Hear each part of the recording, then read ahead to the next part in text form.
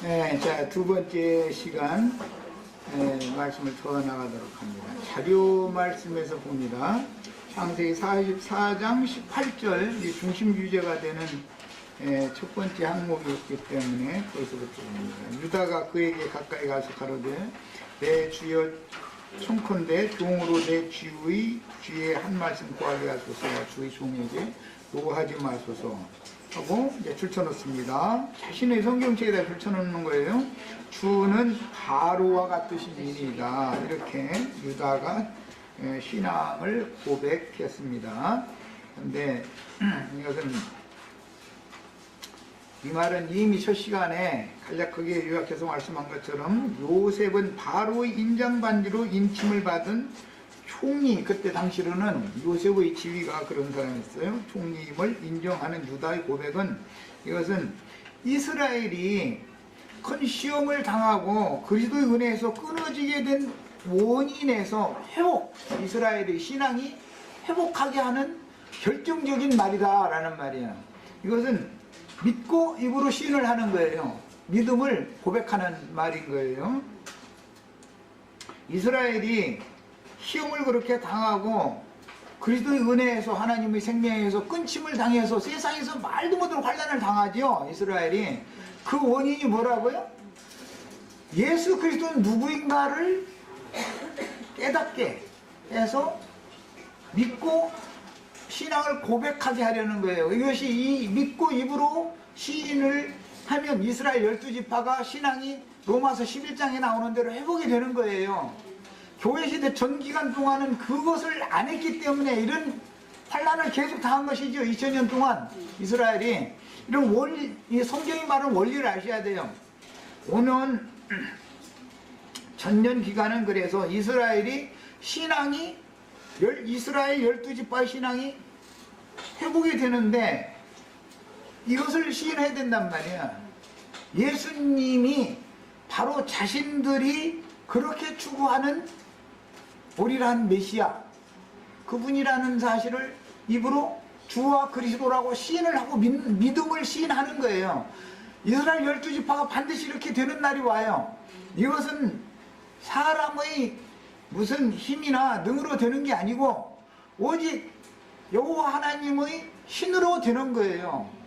어떤 신전이 회복된다, 또는 하나님의 무너진 나라가, 다윗의 무너진 장막이 다시 수축되어져서 회복된다 라는 문제는 이미 스가랴 선지자 때 예언이 돼 있었어요.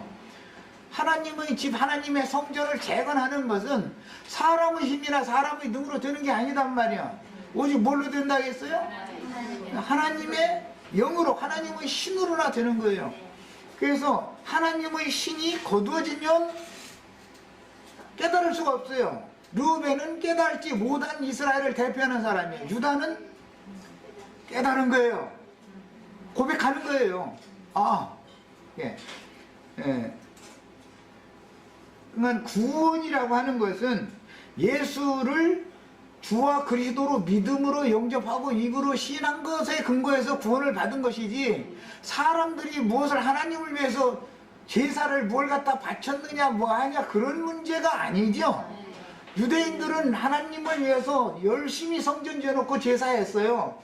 그러나 그것 때문에 오히려 그들의 유대인의 관념 때문에 오히려 예수님께 버림을 받았단 말이에요.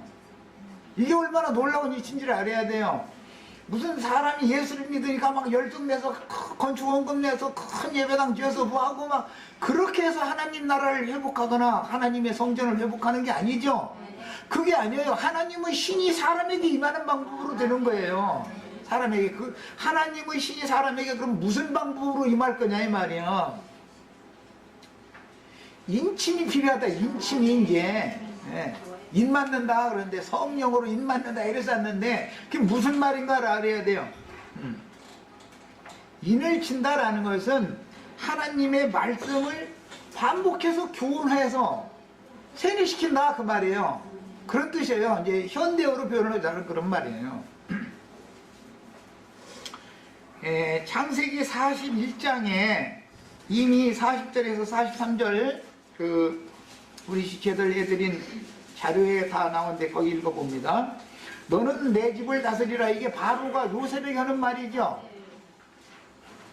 이것은 하나님의 집을 예수님이 다스리는 권위가 있다, 지금 그 말이에요. 상징이요 이게 다. 그때 이미 말씀드렸었어요. 내 백성이 하나님의 백성이에요. 이거는 다 내 명령에, 예수 그리스도의 명령에 복종하리니 내가 너보다 높은 것은 내 왕좌뿐이니라. 그러나 계시록에 보면 하나님과 주님의 왕좌 보좌는 같은 위치에 같이 있죠. 하나님이 예수 안에 계시니까 예수님이 계신 곳이 하나님의 보좌잖아요. 그 말이, 그럼 예수님 형제 자매님들 안에 와 계셔야 되겠죠. 당연히 형제 자매님들 자신이 주님의 보좌라는 것이 믿어져야 된단 말이에요. 그래야 그날에 주의 나라가 회복됐을 때 주와 함께 보좌에 함께 앉을 수가 있잖아요. 한 보좌에 앉는 거예요. 다스리는 권위, 능력이 부여된다 그 말이에요. 그런 뜻이요. 이것은 뭘로 되는 거예요? 결탁이죠, 결탁. 그러니까 오늘 중심으로 내가 말하는 말씀이 이제 내가가 아니고 이게 창세기 44장 우리가 오늘 나누는 말씀이 주는 바로와 같으심이니이다. 그 막둥이 아들과 우리 아버지의 생명이 결탁되었습니다. 두 가지가 지금 중심 주제다. 내가 이렇게 해서 첫 시간에 말씀을 드렸어요. 성경이 말하는 의도를 잘 아셔야 돼. 똑같은 성경을 읽어도 이런 계시가 와야 된단 말이에요. 성경이라는 건 구원의 말씀이니까. 예, 그 다음에 바로가 또 요셉에게 이르되 내가 너를 애굽 온 땅의 총리가 되게 하노라. 애굽의 구원자만이 아니죠. 가나안 땅에도 기근이 왔고 온 땅에 있는 모든 사람이 요셉에게 와서 신분을 사야 살고 안 죽는 거예요. 살아남으려면. 그러니까 그런 방식으로 요셉에게 와서 식물을 산다는 것은 예수님이 내가 값없이 생명양식을 나눠주는 자다라는 걸 선포하러 오신 것이죠. 주님이 나눠주는 생명양식을 받아 먹고 믿으면 인침을 받는 것이고 하나님 편에서는 인을 치는 거예요. 그런 방식으로. 자, 42절 더 읽어나갑니다. 자기의 인장반지를 빼요. 바로가 인장반지를 뺐다는 거예요. 구약 성경에 보면 바벨론 왕으로 계시되어진 이사야 14장에 보면 아침의 아들 계명성이 하나님의 인이었었죠. 그런데 그건 가짜인이죠. 폐해져야 되는 가짜 도장이잖아요. 진짜 하나님의 도장은 누구냐면 예수님이다. 지금 그 말을 하는 거예요. 지금 여기에서 하는 말을 이해를 잘 하셔야 되겠어요. 주가 바로와 같다 이 말은 요셉이 바로와 같다 그 말인데, 그것은 요셉이 바로의 인장반지를 가지고 있기 때문에 그런 거예요. 근거가 거기에서 온 거예요. 그러면 하나님은 눈으로 볼 수 없는 분이죠. 하나님은 영이니까. 그럼 하나님이 나타나야, 도장이라는 건 하나님의 표현이잖아요. 나타난 실상이고 증거잖아요. 그래서 참 하나님이라는 건 도장인 거예요. 하나님의 도장이 진짜 하나님을 나타내는, 표명하는 거예요. 그게 도장을 가진 자가 그분이 예수님이다 그 말이에요. 신약 성경에는 나는 아버지 하나님의 인침을 받은 자다. 그분이 아버지의 인침을 받은 자니까 그분의 일을 가지고 당신의 제자들에게 또 일을 치지요. 이렇게 하는 거예요. 그래서 성령으로 인침받았다, 성령으로 인침받고 막 이제 이런 얘기 많이 했었지만 불러오고 뭐 기도를 하더라고 봤고 막 뭐 그렇게 인침받는 게 아니고, 요한복음 6장 27절로 33절 사이에 썩을 양식을 위하여 일하지 말고, 일을 하는 것은 왜 이스라엘 백성들이 일을 하냐면 인 맞으려고 일을 하는 거, 인 맞으려고. 인을 맞으려면 믿어야 되는 거예요. 믿는 것이 하나님이 일을 하는 거예요, 사실은. 그러면 믿으려면 뭘 믿어요? 뭘 믿을 거예요? 허공에 아무것도 없다면 인의 말, 인치는 말씀을 가지고 오셔서 선포하시는 그분의 말씀을 믿는 걸 말하는 것이죠. 그분의 입으로 증거되는, 선포되는 말씀을 믿는 거예요. 그래야 인이 쳐지는 거니까 그게 믿음이요. 야, 그래서 썩는 양식을 위하여 일하지 말고 영생하도록 있는 양식을 위하여 일을 해라. 이게 결국은 알고 보면 요셉이 나눠지는 양식은 영생하는 양식이지 육신의 양식이 지금 아니지요. 말하고자 하는 의도는. 그러나 돈 내고 사다 먹는 동안은 썩는 양식이지요. 값 주고 사 먹는 양식은 다 썩는 양식이에요. 값없이 거저 먹어야 돼요. 그래서 이스라엘 12지파는 양식을 가져갈 때 돈을 도로 돌려보낸 거예요. 값없이 먹여야 영생하니까. 지금 그게 상징이단 말이야. 자, 이 양식은 인자가 너에게 준다. 양식을 주는 것은 이때 당시엔 요셉이죠. 창세기에서는. 그러나 그것은 요셉은 예수님에 대한 상징이었다 그 말이야. 너에게 주리니 너희는 제자들이에요. 아무에게 주는 게 아니죠. 믿은 제자들에게만 주는 거예요. 인자는 아버지 하나님께서 인치신 자니라 그랬어요. 야, 이 말은 바로의 인장 반지를 요셉이 받았다 그 말이에요. 그러니까 바로 인장 반지를 요셉이 받은 것은 요셉이 하는 말은 곧 바로의 말이죠. 바로와 같은 거예요. 요셉은 지금 주는 바로와 같으심이다 말이야. 이 말이야. 이렇게 믿어져야 된다 이거예요. 예수님이 하시는 말씀, 그리스도의 말씀은 곧 하나님의 말씀이다라고 믿어져야 되는데 이게 말이야. 사람이 돼가지고 나이가 50도 안 돼가지고 아브라함이 나기 전부터 믿다 해서 막 이러니 이게 이해가 안 되는 사람 아니냐 이거요. 이스라엘 사람들이 생각할 때는. 그런데 그것이 세상 사람들은 믿음을 주시면 그 믿음의 비밀이 믿음을 주시면 믿어지는데 관념이 이 예수님이 내가 하나님의 보내심을 받은 사자다. 내가 하나님의 인을 가지고 왔다. 이런 얘기를 하면 이거 완전히 미친놈이잖아 지금 갑작스럽게. 그래서 신성모독으로 정죄해서 죽인 거예요. 거기다 대고 인자가 구름 타고 보좌에 앉아있는 것을 너희가 볼 것이고 구름 타고 올 때 너희가 가슴 치면서 슬피고 울걸 이제 이러니까 아니 이건 완전히 초죽인 놈이고 이제 그래서 대제사장이 옷을 쫙 찢어버리고 더 이상 무슨 증인이 필요하냐. 우리가 직접 그 참남한 말을 지가 하나님의 아들이라고 하는 말을 우리가 직접 들었으니까 이제 증인 말도 필요 없다. 그냥 그는 마땅히 죽을 자다. 그래서 정죄해서 죽인 거예요. 이 일은 예나 지금이나 예수님의 인을 맞으면 제자들이 또 나가서 인치러 다니겠죠.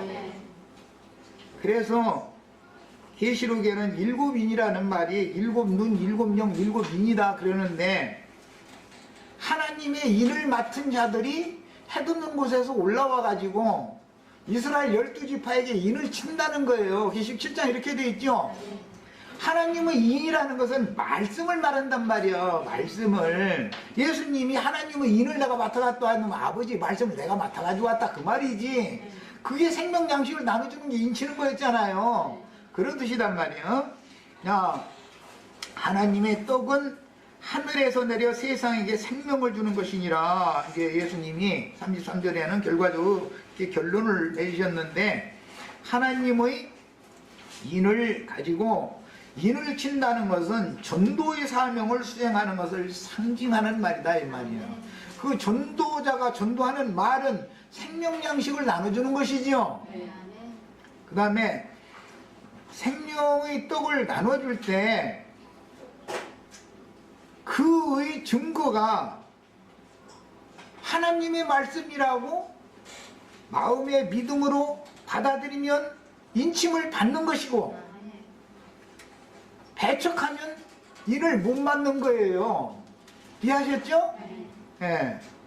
예수님이 최초의 아버지의 인을 가지고 오셔서 인을 친 거예요. 누구들에게? 제자들에게. 제자들이 또 보내심을 받아가지고 성령의 인으로 인을 또 치는 거예요. 마무리 추수를 할 때도 일곱 인, 일곱 영, 일곱 눈들이 온 땅의 주 앞에 모셔섰다가 보냄을 받는다는 거잖아요. 그들이 나가서 전도의 말씀을 증거하면 나팔을 불어가지고 인을 치는 거단 말이에요. 지금 한 번, 두 번 가르치면 이런 말씀 창세기 44장 뭐 이런 거 2시간 지금 학론을 하는데 2시간 동안에 금방 인이 새겨질 것 같아요? 5년도 안 가서 잊어먹어. 나는 안 잊어먹어도 우리 쟤들은 다 잊어먹어. 나중에 가서 내가 물어보면 나를 쳐다봐. 근데 인이 덜 새겨져서 그렇다 이거예요. 인이 딱 새겨지면은 벌써 내외간이 살 때 남편이 눈을 어떻게 뜨면 지금 남편이 속에 지금 뭐가 표현되고 있는 거 알아요? 몰라요? 인이 쳐져가지고 내 동생이 예를 들어서 이제 아버지가 안 계시면 오라비나 맨 그 큰 장녀가 그 가장이 되지요, 당연히.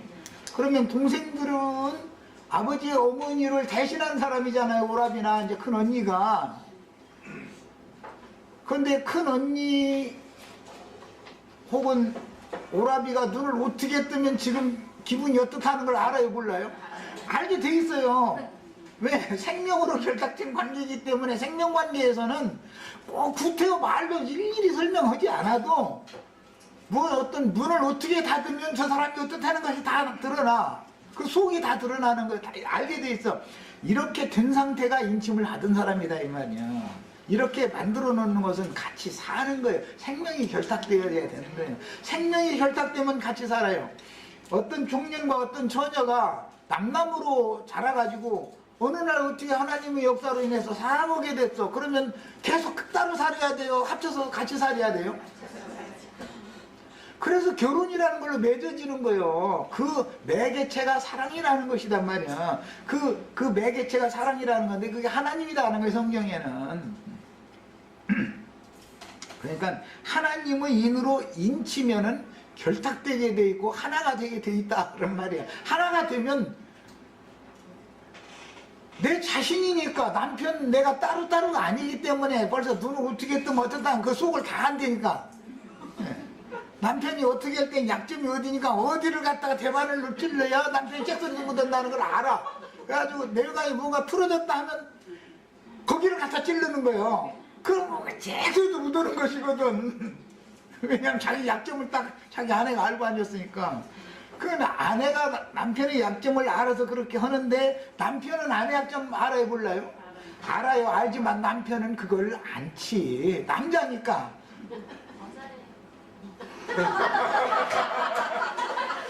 아내가 그렇게 한다고 남편도 그렇게 하면 그건 남자가 아니잖아. 그거 어떻게 의지하고 살아 그걸. 베냐민은 그런 능력이 있다 이거예요. 남자로서의 능력이 있다 이거예요. 자기가 억울해도 뻔히 알아도 모든 상황 베냐민이라고 이거 지금 몰라요? 다 알지. 모든 상황 돌아가는 거 상황 당한 건 똑같은 입장인데 입을 딱 다물어 버리는 거. 입 다물으면은 본래인 줄 알지 말고 우리 저기 자매님들은 남편이 입 다물으면 아 남편이 나 이제 설명을 해야 이게 서로가 이해가 안 될 것 같으니까 그냥 말을 안 끊구나 이렇게 생각해야지. 그거 봐 약고 죽어서 말 못하고 있지. 제 잘못이 있으니까 그러나 이렇게 생각하고 오산이란 말이야. 그게 아닌 거야.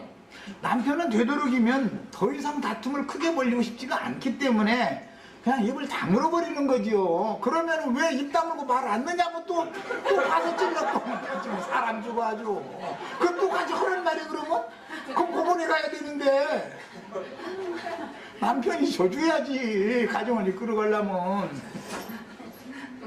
하나님 나라의 법칙이 똑같은 거. 이것은 요셉이 은잔으로 점치는 거 이거 해봐야 알아. 그 하나님 앞에서 경험으로 배워서 알아야지. 안 그러면 내가 가정생활 하는 것도 어려워. 이런 걸 모르면 예배당 목사님들 사람으로 해가지고 맨 당신이 이제 막 교족부 써냈으니까 구원받았다고 막 이래놓고 구원받았으니까 막 충성봉사에 대한 이제 헌금을 하려면 막 이제 고천당 중에서 제일 문제가 이런 소리는 이거는 구원이 뭔지를 너무도 모르는 무식한 사람들이야.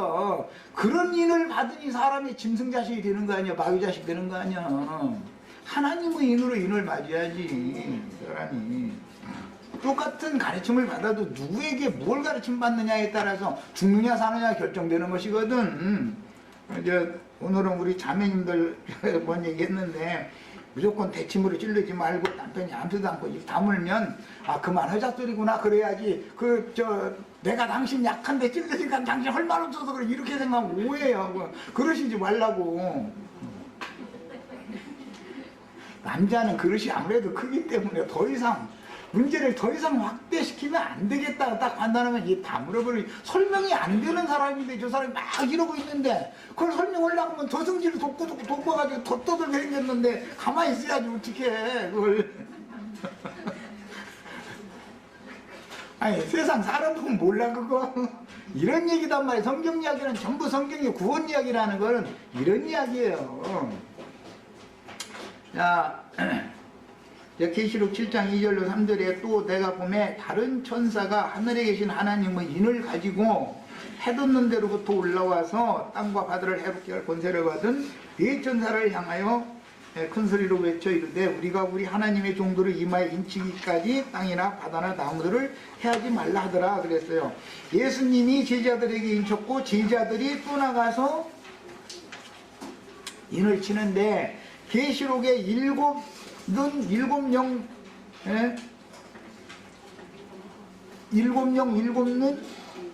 일곱인 이 이야기는 이게 스가랴서에서 인용하는 말이죠. 한 돌에 7눈이 있었다 여기서부터 인용하는 말이잖아요. 야, 이거는 전부 하나님의 인이라는 것은 하나님의 말씀을 말하는 것이단 말이에요. 인장반지로 상징이 됐어. 응? 자, 하나님의 말씀을 값없이 나눠주는 방법이 예수님이 인맞은 아버지 하나님의 인침을 받은 자가 제자들이 인치려면 생명양식을 값없이 나눠주는 거였죠. 이런 방식으로 또 인을 치게 하셔서 그 인을 맞은 자들이 또 나가서 그 사명을 수행하게 한다 그런 말이에요. 그런데 이방인이 때는 이방 사람들에게 전도가 되니까 이방인들이 인을 받지만 성령의 인을 이방인들이 받지만 이방인의 충만한 수가 채워지고 나면 이스라엘 12지파가 신앙이 회복된단 말이야. 예수 그리스도 그분이 주와 그리스도라고 시인을 하고 믿음을 입으로 자백하게 돼 있단 말이야. 그런 새 시대가 온다 그런 말이에요. 지금 거기에 대한 예표이다. 창세기 44장 지금 그 얘기하는 거예요.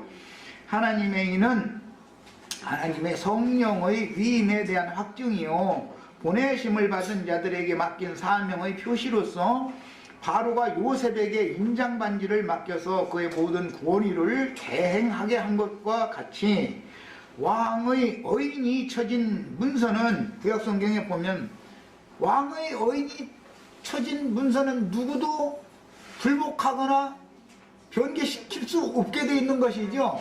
확정이단 말이야. 우리 구청 동사무소 근무한 직원들이 있는데 가서 민원서류를 이렇게 청구를 하면 민원서류 출력을 하고 나서는 도장 찍어주죠. 도장 맨 나중에 관인이라는 걸 찍어요. 구청장이면 구청장 무슨 동장이면 동장 관인을 찍어요. 그러면 그것은 어디에다 갖다 제출해도 다 인정받는 문서죠. 무엇 때문에 인정받아요? 관인이 찍혀있으니까 그러죠. 거기다가 아무나 지도장 갖다 찍어가지고 내면 돼야 안 돼요? 그거 다 소용없는 짓이요 그거는. 이런 이치와 같단 말이야. 공식 문서단 말이야 이거는. 그래서 거기에는 반드시 왕의 의인을 쳐서 이렇게 내보내는 거예요. 그걸 수발하는 사람이 이제 왕의 의인이 쳐진 문서는 이렇게 전국적으로 이걸 다 반포를 해야 되니까 지금 텔레비전, 라디오 이런 걸 발달해서 그냥 청와대에서 회견을 한다 하면 그냥 그 자리에서 그냥 실시간으로 이렇게 방송돼 버리니까 그렇지만 대사가 이렇게 이제 구약 시대에는 왕의 의인이 쳐진 문서로 해서 왕의 명령을 반포를 했었어요. 오늘 유다는 드디어 자기 형제 요셉에게 엎드려서 요셉을 바로와 같은 주님이라고 고백하였으니 지금까지 과정에서 자기 형제 요셉이 온 세상의 주와 그리스도임을 인식하고 알아가는 과정이었다. 인을 치는 것은 단번에 되는 게 아니죠. 그래서 7인을 친다 그러는 거예요. 반복해서 확증이 되어지고 확실하게 믿어지고 깨달아져서 확실하게 믿어질 때까지 이는 계속 쳐지는 거예요. 그러다 시험을 반복해서 했었던 거예요. 그게 여러 시험을 반복했었던 것은 인치는 과정이었다 이런 말이야.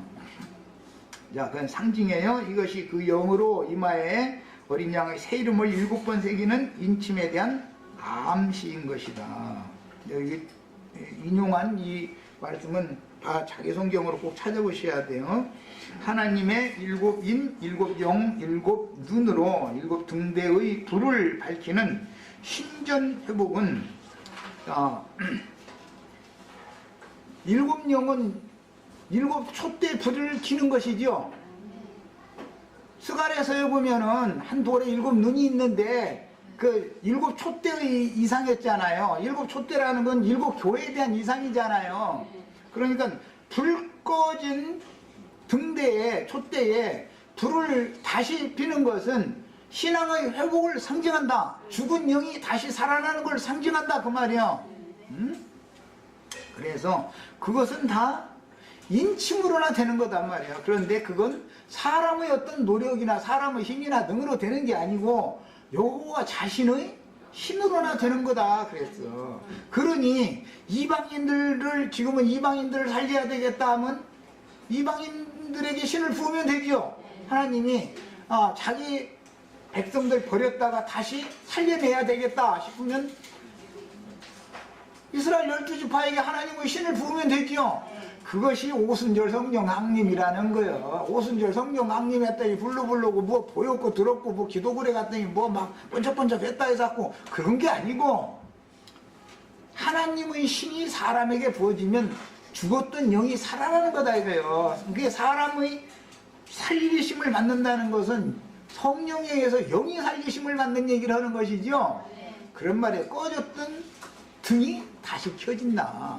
이게 등에 등불이 꺼지면 죽는 거예요. 성경 영적으로. 그걸 다시 회복을 시킨다는 건 등불을 다시 켜야 된단 말이에요. 그러려면 성령이 임해서 나의 심령을 살아나게 해야 된다. 소성시켜야 된다. 그 말이에요.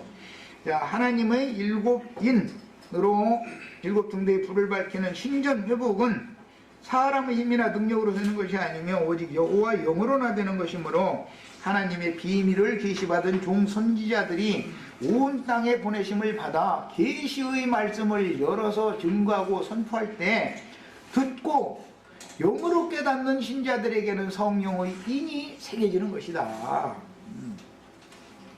유다가 이런 상황에서 차분하게 자신의 입장을 설득력 있게 설명하는 말을 시작하고자 하여 요셉에게 주의기에 내가 한 말씀 하겠습니다. 노하지 마소서에 가면 이제 말을 시작하죠. 자, 이것은 유다가 하는 말을 들어보면은 우리 자료에서는 은잔이 나오지 않았으니까 우리 도둑놈 아니고 저 막둥이 동생 자료에서 나왔으니까 저놈이 도둑놈이요 이 말을 한 게 아니죠. 유다가 말하되 뭐라고 말을 했어요? 내 주께 내가 무슨 말을 하오리까? 어떻게 무슨 설명을 하오리까? 왜 증거가 나타났는데? 그런데 여기 베냐민이 그랬다고 하고 우리가 어떻게 우리의 정직함을 나타내리까? 단체성을 가지고 있죠? 개인 구원이지 단체 구원이지. 또 이렇게 나오는 사람들한테도 이게 사람 답답해. 또 이것도 가르치려면 개인적으로 부르시지만 구원은 단체적으로 하시는 거예요. 교회를 통해서 말씀을 인을 쳐서 가르치시는 것이지 성경 혼자 집에서 읽는다고 해서 사람이 구원되는 게 아니죠.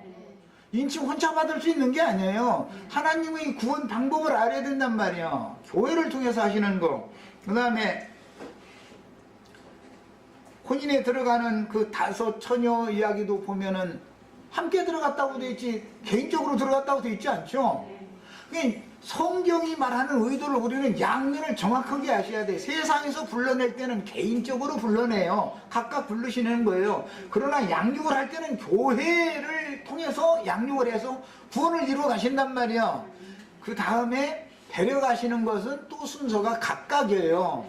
그러나 데려가신 자들을 부활의 때 일으키는 것은 단체적으로 일으켜서 생명의 세계에 들어가게 하시기 때문에 양면을 언제든지 잘 하셔야 돼. 부름받을 때 개인적으로 부름받아도 양육받아서 구원을 이루는 건 교회를 통해서 하시는 것이고, 그 다음에 주의 품에 데려감을 받는 것은 각자의 문제지만 시차가 다각 다르니까. 그러나 부활의 때를 하나님이 정해두시고 그때 주 안에서 잡은 자들이 함께 일어나는 거예요. 이게 언제나 개인 문제도 알아야 되고 단체적인 문제도 알아야 돼. 문제는 궁극적으로 결론은 단체적인 것이지 개인적인 것이 아니다. 이스라엘 12지파가 함께 연합되는 거예요. 그래야 되는 것이지 개인주의로 한다고 보면 르벤이나 시므온이나 레위가 다 죄만 구원받고 베냐민만 나쁜 놈이잖아. 지금 실제 상황은 그렇죠.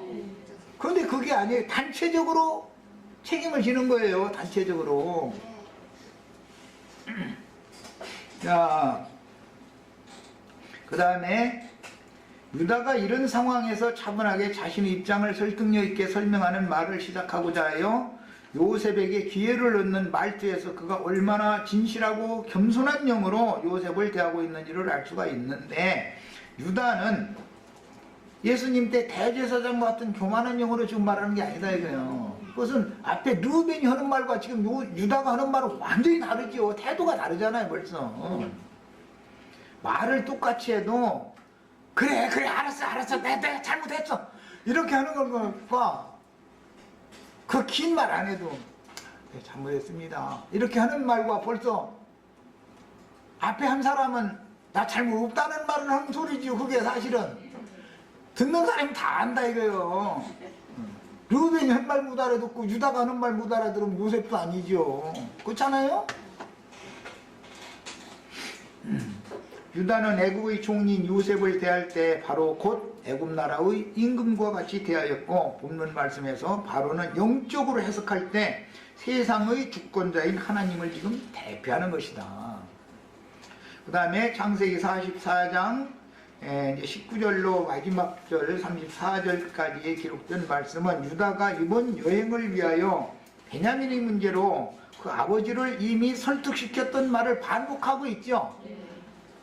베냐민 데려오려고 아버지 했던 말을 반복하고 있는 거잖아요 그게.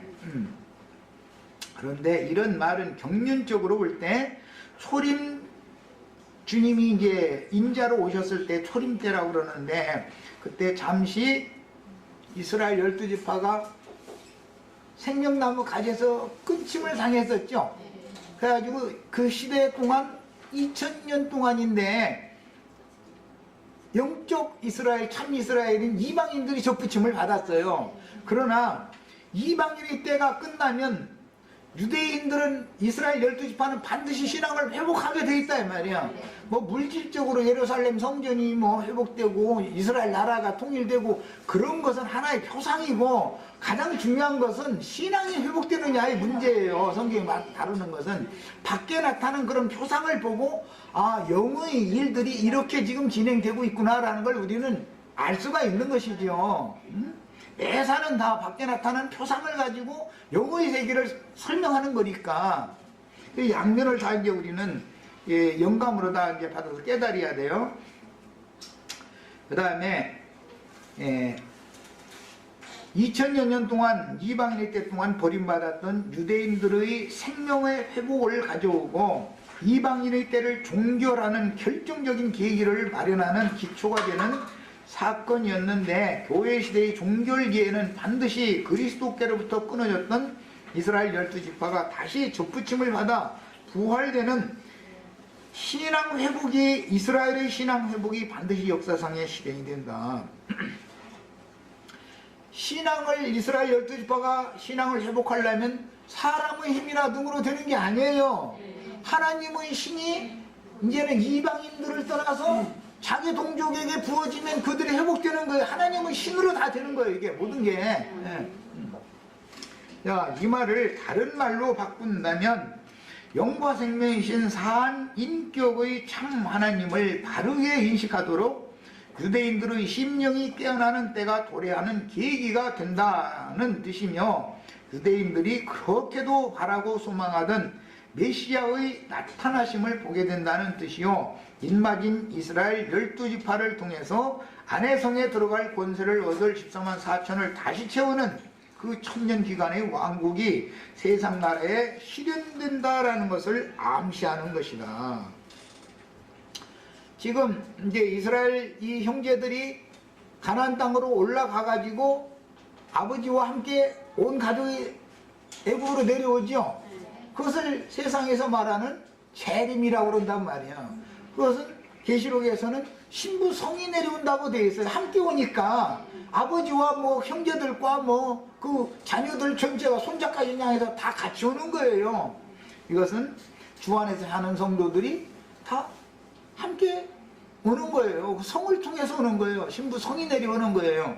그러니까 주님의 초림 재림이라는 것도 이런 말씀을 통해서 성경이 말하는 의도를 정확하게 알아야 된다. 초림 때는 독생자 인자 예수가 오셨지만 그 후로 이방인의 때는 성령으로 오셨어요. 이미 와 계신 거예요. 자기 구원을 이룬 자들을 데려가시는 거예요. 데려가시면 다 여기 오늘 말씀에는 스월로 내려간다 이렇게 됐는데 음부로 다 간단 말이야. 음부로 가는데 이 생에서 슬픔을 가지고 내려가면 음부에 가서도 그대로 슬픔 가운데 있어야 되겠죠.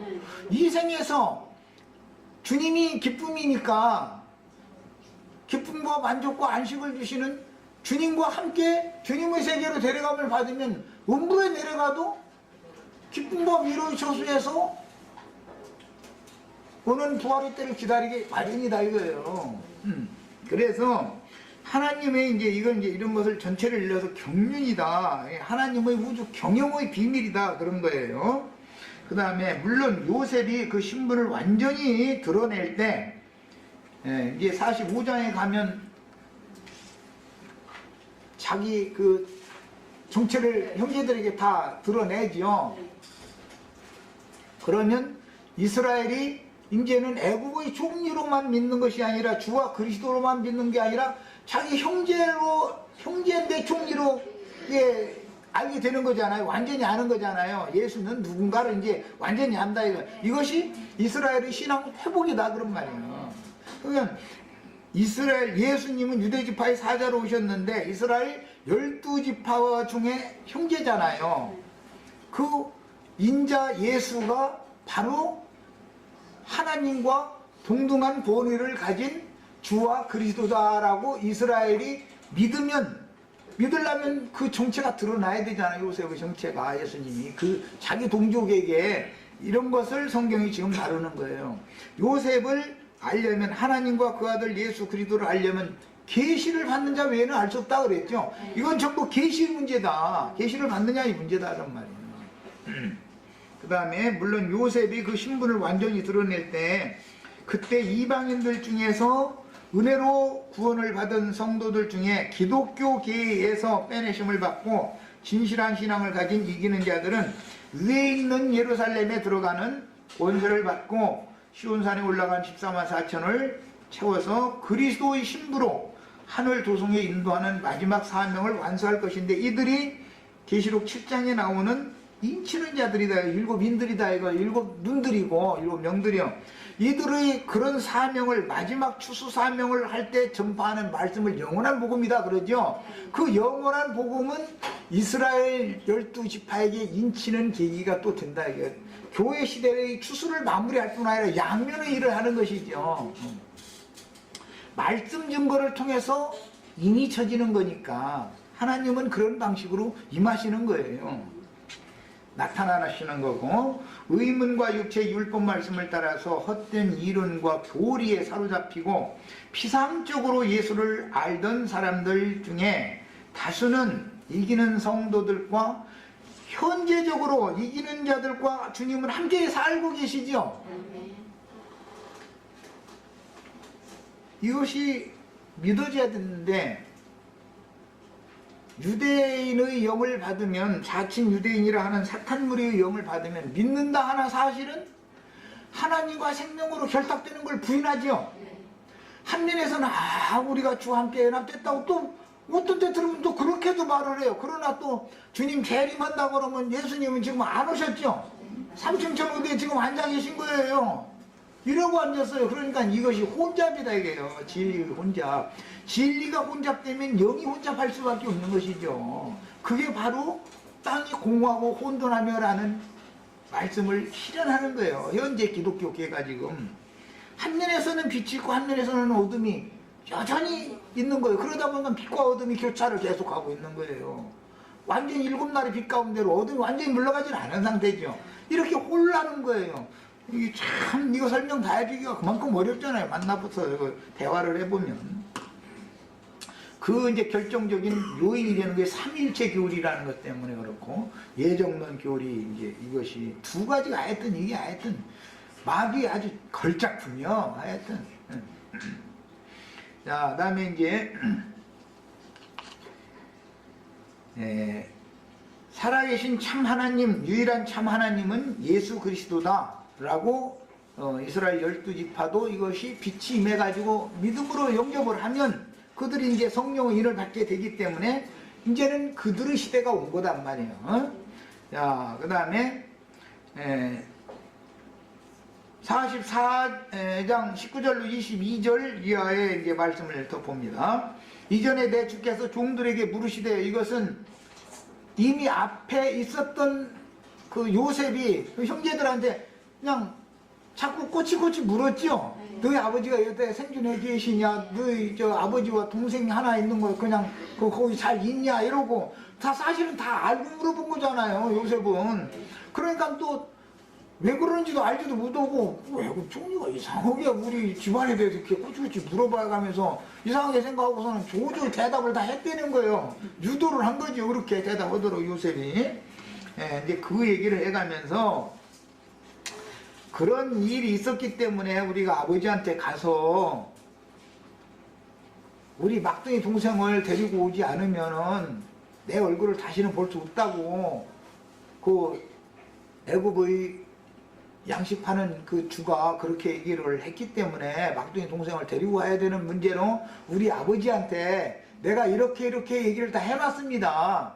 그런데 우리 아버지는 아내가 있는데, 아내가 사실은 넷이에요. 뭐 그런데 거기서 넷이었는데 그런 얘기 하지도 않고 그냥 아내가 있는데 두 아들을 낳습니다. 그런데 현재 11명이나 와가지고 두 아들 낳은 얘기 한 걸 보니까 이것은 12아들들 중에 둘이 증인이다 그래가지고 대표자라면 이스라엘 12 제자들 중에서도, 그리고 네 아내 중에서도 라헬이 제일 사랑하는 아내다, 지금 그 말이죠. 성경에 있는 걸 암시하고 있는 거죠. 자, 이제 그런 자초지종 얘기를 다 해가면서 자신이 만약에 막둥이를 데리고 가지 못하면 우리가 그 사람 얼굴을 볼 수가 없기 때문에 곡식을 사올 수가 없습니다. 얘기하니까 아버지가 할 수 없이 지금 내 동생하고 같이 내려가도록 허락을 했는데, 그때 내가 담보를 해서 내 자신을 담보물로 삼아서 동생에게 무슨 재난이 닥친다면 내가 영원히 그 죄를 감당하겠습니다 하고 약조를 하고 내려왔습니다. 그러니 만약에 이 동생이 올라가지 않으면 우리 아버지가 걔를 너무 사랑하시기 때문에 걔마저 없어졌다 소리 들으면 우리 아버지는 이제 살 소망을 끊어지, 그만큼 사랑한다. 아내 사랑이 두 자식 사랑으로 갔는데 하나는 없어져 버렸고 이제 하나 남았는데 그마저 없어져 버리면은 우리 아버지는, 그러니까 사람이 사랑이 다 소실되어져 버리면 죽는다라는 말이죠. 모든 소망이 끝난다 그 말이죠. 인생사에서도 그렇죠. 젖발리는 아들 하나 있고 시부모 돌아가시고 남편도 뭐 어떻게 돼서 잘못됐으면 그래도 여자가 악착같이 살아남는 것은 무엇이 힘이 돼서 그러는 거예요. 이거 젖발리는 거 없으면 좌절해버리고 에이 나라고 살아서 뭐니 하고 이 고생하고 이 소름 당하느니 그냥 아이고 나도 내 남편 따라간다 그러기가 쉬운데, 그래도 살아야 될 목적이 있는 거예요. 내가 살아남아야 될 필요가 있는 거예요. 내가 죽으면 이것마저 죽으니까 이제. 그런 것과 같이 생명의 결탁이라는 것은 결국 사랑으로 결탁되는 것인데, 사랑이라는 건 사람을 살아남게 만드는 능력이 있단 말이에요. 사람이. 예, 사랑이 끝나면 모든 것이 다 끝나는 거예요. 그 사랑이 곧 생명력인 것을 알 수가 있는 거예요. 예, 성경이라는 거 이런 걸 증거하는 바예요. 그리고 이제 오늘 그 자료에는 다 해드렸는데 이제 시간이 돼서 거기까지는 못 보지만은 하나님의 사랑을 야곱이 라헬을 특별히 내 아내 중에 사랑했다. 라헬이는 두 아들을 특별히 사랑했다. 세 아내가 얻은 많은 아들들도 있는데 그 두 아들이 지금 이스라엘 12지파를 대표한다. 이런 것이 성경에 지금 암시되어 있다. 그래서 계시록에서 주님께서 사랑하시는 아내라고 하는 것은 해를 입은 한 여자단 말이야. 그리고 계시록에 이제 해를 입은 한 여자는 하늘의 장자교회죠. 장자들, 이기는 자들을 낳는 교회란 말이야. 아까 첫 시간에 내가 어떻게 이기는가 하는 말씀을 드렸어요. 세상을 이기려면 이기게 하시는 그 능력과 권위가 와야 되는 거예요. 사람에게. 그래야 이길 수 있어요. 이제 이런 모든 말씀들을 마음에 담아두고 우리 형제 자매들이 모두가 다 이기는 자로 주님 앞에 영광 가운데 설 수 있기를 바랍니다. 마칩니다.